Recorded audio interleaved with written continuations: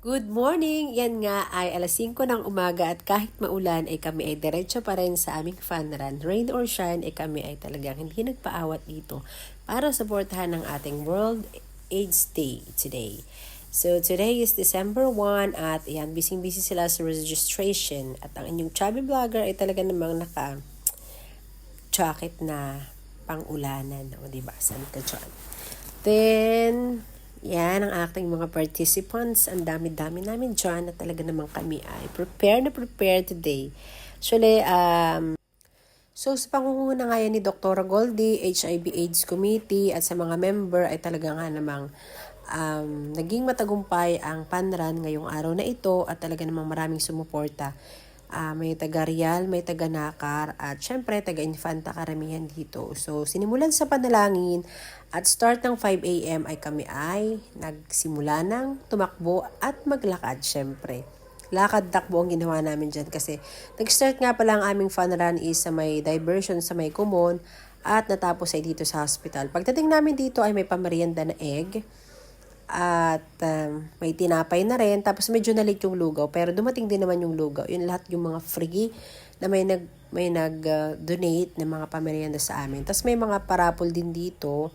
May mga roleta rito na pag ikaw ay sumali, magbabayad ka ng 50. Then iyan ang mga pwede mong mapanalunan. O diba, madaming mga ganap dito ngayong araw na to. Tapos yan yung mga taga-Nakar, isang jeep sila para lang umattend ng fun run na iyan. Tuwang-tuwa mga bagets dyan. Mga athlete yan ng General Nakar Quezon. Then, ito yung mga ibang participants nandito sa loob at talaga namang alive na alive kahit maulan. Tapos, meron kami dito, yung sinasabing ruleta, meron din kami dito 360 degree na photo booth. Ayan, di ba? Enjoy na enjoy kami dyan. Panoorin nyo. So, hindi ko pwedeng gamitin dito yung ginamit na apit-sipit ng mga background song kasi ako ay makaka-copyright dito. So, yan. Pagmasdan nyo na lang ang aming ginagawang kalokohan dyan, char. So, first time naming matry itong 360 degree na photo booth at talaga nga namang maganda. Yung palang hawak-hawak ko dyan, guys, is binabaril. Tapos may lumalabas na pera. Hindi naman agad ako na-inform. At syempre, hindi rin tumayo sa katuparan kung wala ang tulong at suporta ng ating AO, Ma'am Carmen Piña Verde.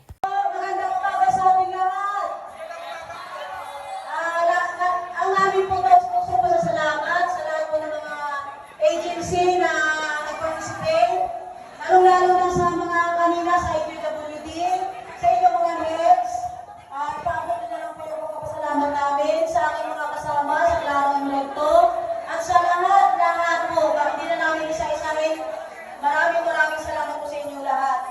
Ngayong pong araw, every December 1 po, kami po, tayo po lahat ay nagsiselebrate ng World AIDS Day. Ano po ba ang purpose? Bakit po tayo nagsiselebrate?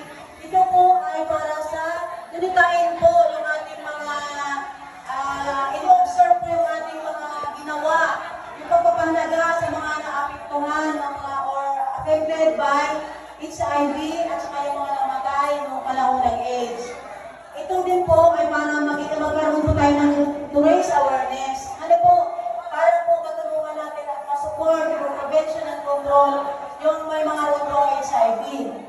So, ito po ay taon-taong ginagawa at ako po nagpapasalamat sa HIV/AIDS Committee sa napaka-active po na committee ng aming hospital. Palakpakan po natin sa pangunguna po ni Dr. Goldie Hernandez.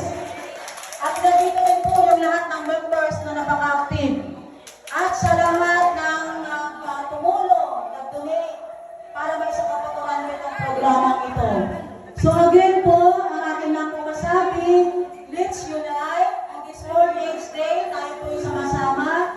Let's unite, fight stigma, avoid discrimination sa lahat po ng apektado ng HIV/AIDS upang po ma-achieve natin ang HIV/AIDS Philippines or buong mundo. Maraming salamat po sa inyo lahat.